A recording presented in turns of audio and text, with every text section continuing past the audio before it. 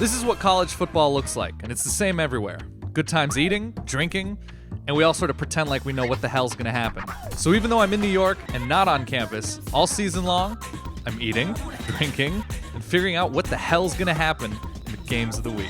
This is Easy Call. This is Court Street Grocers here in Brooklyn. They make life-changing sandwiches. Let's go have a moment.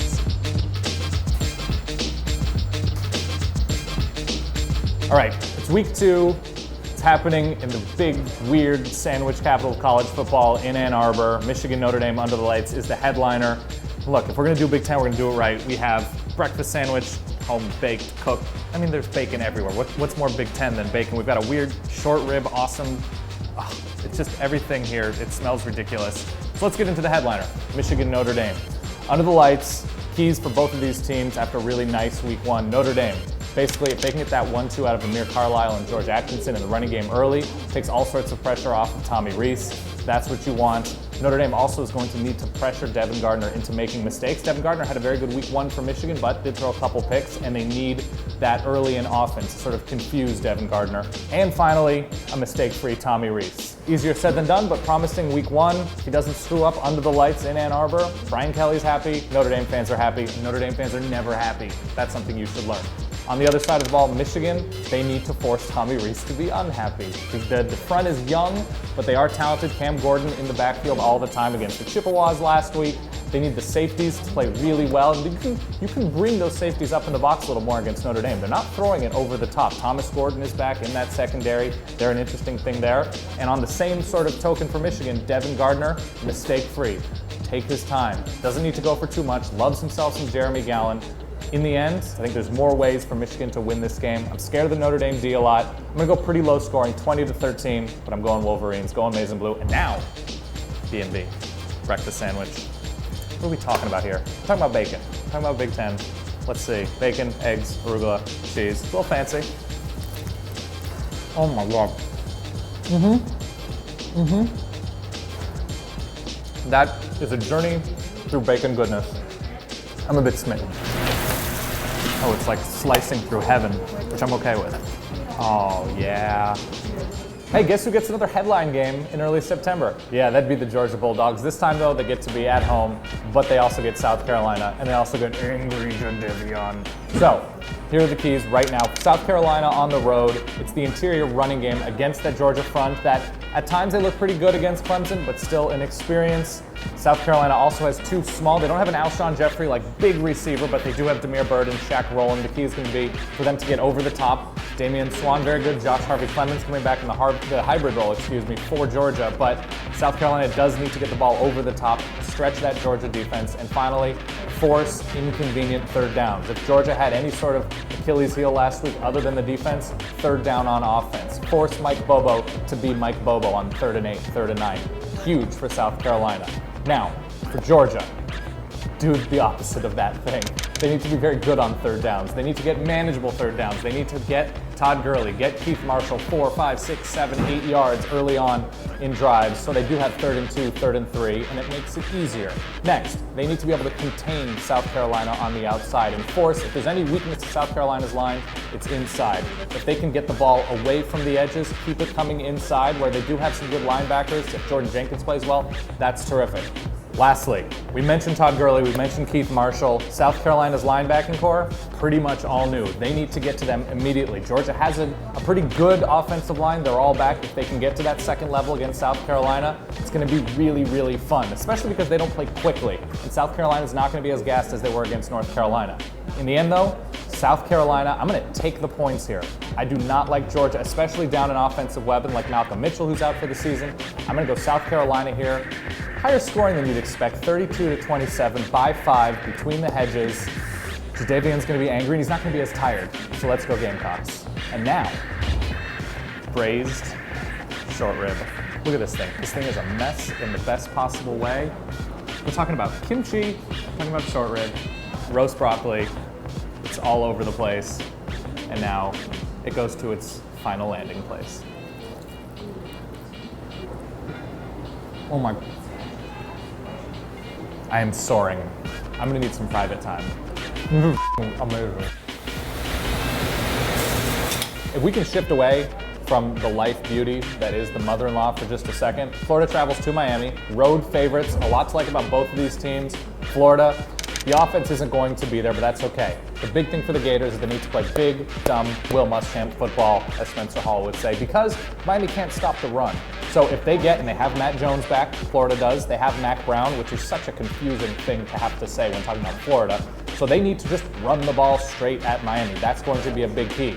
Next, because honestly, Florida's offense isn't built to keep up in a shootout, so they're going to need special teams help. I'm talking about Marcus Roberson, perhaps on punt returns. It's going to be a big field position thing because Florida's essentially just going to line up offensive linemen and tight ends. Trey Burton's there for the 44th season or something like that. And then finally, Stephen Morris closed the season out very well last season. Week 1, sort of shaky against FAU, but fine. Florida's defense needs to force him into mistakes. Their corners are ridiculous. We mentioned Marcus Roberson. Luchez Purifoy is back. Yes, he is named Luchez. And finally, Vernon Hargraves, the true freshman, already has a pick on the season. He's going to be ridiculous. And Miami doesn't really have a big go-to receiving threat. So for Stephen Morris, if he's throwing the ball 54 times, that means they're doing something right. And that means Duke Johnson isn't doing anything. On Miami's side of the ball, Duke Johnson. The more Duke Johnson succeeds in running the ball. And look, Florida, it's an inexperienced front. They lose, obviously they lose Sharif Floyd. If they can run right at Florida, that's a good option. The front is still pretty new. Beyond that, it's pretty clear what Miami needs to do. 2 big things. They need to make Driscoll make mistakes. They need to make Driscoll drop back, get the happy feet, get the nerves that he gets when he has to throw the ball a lot, because honestly, he's not throwing the ball for more than like 150 yards ever. And honestly, they need to do what every team does, but we mentioned Georgia on third downs, they need to do the exact same thing. Toledo had this many third down conversions last week. Miami needs to get serviceable third down opportunities. It's easier said than done, but they need to put themselves in 3rd and 3 positions. Now, the game's in Miami. Florida's the favorite coming in. I think Florida actually wins this one. I'm actually going to give the points. I'm never thrilled about taking road favorites, but I think Florida wins this 24-20. I think they ugly it up. I think they get some sort of crazy special teams play, maybe a broken reverse that goes for 81 yards. I have no idea. I'm going Florida 24-20 here, and you're not going to be better for having watched this game. What you are going to be better for doing? Going to Miami, eating a Cuban sandwich. I'm not in Miami. This is a Cuban sandwich. I think I'm going to move into this place. I'm going to set up a tent back there. Get that big bright yellow mustard. This is what a Cuban sandwich should be. The bread isn't too crusty, it's soft. I'm power ranking it mother-in-law Cuban breakfast, and it's like 1A, 1B, and 1C. All right, this is where the weekend falls off just a little bit. 22-point spread as Oregon goes to Charlottesville to play an okay ACC team in the Hoos, but yeah. Big things for Oregon. This is Mark Helfrich's first road game. He's playing an actual team, not Nicholls State. How is he going to call this game? How is he going to interact with Scott Frost, the offensive coordinator? How will he react to things if Virginia does things well, which they probably will do at times. This isn't going to be a runaway for the Ducks. Next, DeAnthony Thomas is now the workhorse back for the Ducks. That doesn't mean 10 carries anymore. That doesn't mean slot and running back. He's going to get 15 to 20 carries a game here against a pretty good Virginia front. So how well does the little guy hold up against large ACC bred men? It's going to matter. And finally, Oregon against Virginia's running attack. It's not a brand new front seven, but pieces including both middle linebackers, Rodney Hardrick, Derek Malone, very athletic, very promising. Obviously, Deion Jordan gone and Tony Washington steps in. How well can they control Virginia on the ground? Because Virginia's not going to do a whole lot of damage through the air. A, because it's David Watford in Virginia, and B, because Oregon may have the best secondary in the country. On Virginia's side of things, they need to ugly this game up. That means slow, methodical drives that end in points. It can be 3, it can be 7. Don't take a lot of time without having something to show for it. Next, they need to win up front a lot of the time on defense. If Oregon does have a weakness, it might be the inside of their offensive line. I like Cronus Corsu a lot. The guards, up and down, inconsistent. That's how you beat a spread team like Oregon. If they can do it up front, that matters. And finally, it's kind of a cliche, but if you're going to beat a juggernaut like Oregon, you can't do it with making mistakes. Virginia has to be impeccable. David Watford has to throw for like 70% plus. Kevin Parks has to go for 4.5, 5 yards a carry. They need to do everything perfectly. They're at home. I'm not sure how much that matters. In the end, Oregon's covering this game. But I think Virginia makes it interesting for a little while. I think it's going to be 45-17. Here's the moral of the story. If you're a Virginia fan, if you're an Oregon fan, if you're in Charlottesville, you get a Gus Burger late at night after you go drinking. It's really good. It's a Gus Burger. It's fun to say. It has an egg on it. That's the moral. And now here's my end game after talking about a game that's probably not going to be all that great. I'm going to eat more of the mother-in-law. I'm going to do more mother-in-law. All right, here's the final game.